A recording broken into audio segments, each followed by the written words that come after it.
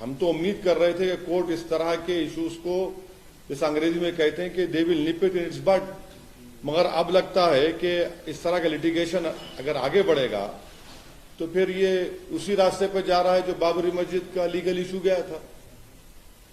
अब आप बोलेंगे नहीं नहीं टाइटल नहीं है, वहां पर ऐसा करने की इजाजत दी जाए। अरे भाई तो फिर कैसा होगा ये?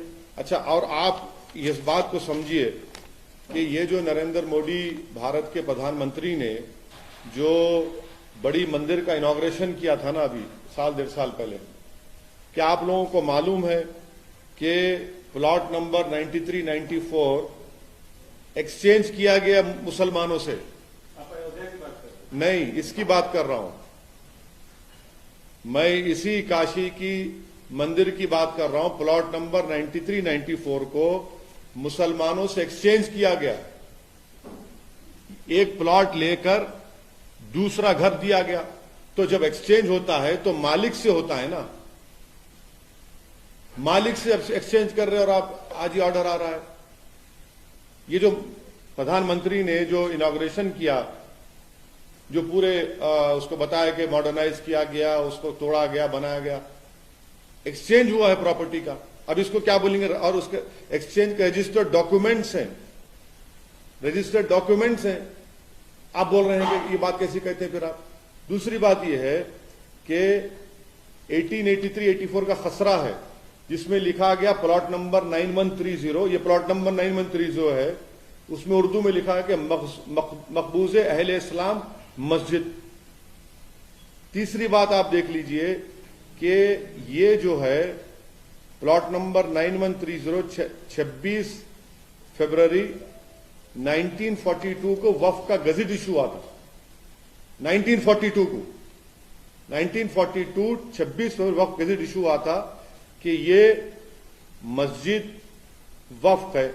दूसरा एक केस हुआ था 1936 का जिसका दीन मोहम्मद वर्सेस स्टेट, 1937 में जजमेंट आया। जजमेंट में कहा गया कि मस्जिद के नीचे की जमीन, घर नॉर्थ और साउथ पे पूरा वक्फ है। अब इससे बड़ा आपको मैं 3 सबूतें दे रहा हूं। फिर ऊपर से 91 का एक्ट है। अगर कोई ये कहेगा कि भाई 15 अगस्त से पहले मेरा कब्जा था, तो फिर 91 का एक्ट के माने क्या है? आप तमाम जिम्मेदार हैं। माने जितने यहां पर जर्नलिस्ट बैठे हैं, जो जब बाबरी मस्जिद का जजमेंट आया था, उन आप तमाम था कि देखिए ये जजमेंट जो बाबरी मस्जिद का आया है, अब और मुश्किलात पैदा हो जाएंगी क्योंकि फेथ के ऊपर जजमेंट दिया गया था। अब 91 का एक्ट है और सुप्रीम कोर्ट ने बाबरी मस्जिद जजमेंट में कहा कि भाई जो माजी में जो कुछ भी हुआ उसको हम खोलेंगे नहीं।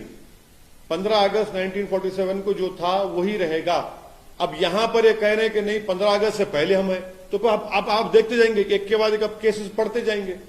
इसका असर क्या होगा देश में फिर? नहीं, इसका असर ये होगा कि डिस्टेबलाइजिंग इफेक्ट पैदा होगा। कुछ लोगों का कहना है कि बाद तक जो 91 का जो वर्षित एक्ट है उसको लेकिन बाद तक पूजा होता रहा, उसमें आरती होती रही 1993 तक।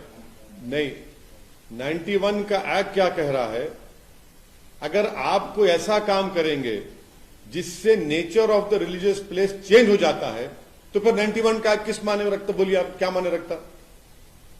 चाहे मस्जिद हो, चाहे मंदिर हो, गिरजाघर हो, कुछ हो, अगर कोई ऐसा काम होता है तो फिर वो उस प्लेस का नेचर ही चेंज हो जाएगा ना। ठीक है, अभी तो ये 7/11 का ऑर्डर आया है। सुप्रीम कोर्ट का जो 20 मई का ऑर्डर है, उन्होंने 8 हफ्ते का उसमें फ्रीज लगाया है। अपील होनी चाहिए, अपील जरूर होगी। और मगर ये इसके आप मैं तो एक लेमन की तरह समझने की कोशिश कर रहा हूं कि 1883 का खसरा रिकॉर्ड प्लॉट नंबर 9130 कहता है कि मकबूज अहले इस्लाम मस्जिद है। दूसरा 1936 का दीन मोहम्मद का जजमेंट है जो 1937 में आया, जिसमें कहा कि मस्जिद हाउस, मस्जिद के नीचे की जमीन, नॉर्थ साइड पूरा वक्फ है। तीसरा 1942 का वक्फ है, 26 जनवरी 1942 का, जिसमें कहा गया कि ये वक्फ है। चौथा यह है कि ये जो एक्सपेंशन हुआ काशी मंदिर का, उसमें आपने मुसलमानों से प्लॉट एक्सचेंज किया। आपने एक प्लॉट लिया मुसलमानों से और आपने एक प्लॉट दिया है और रजिस्टर्ड डॉक्यूमेंट्स है उसके, फिर 91 का एक्ट है।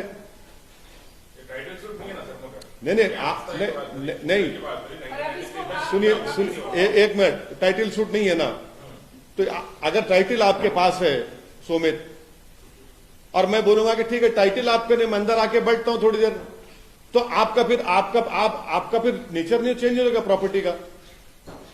समझा करिए इस बात को, मैं आपको एग्जांपल्स दे रहा हूं, ये सब चीजें।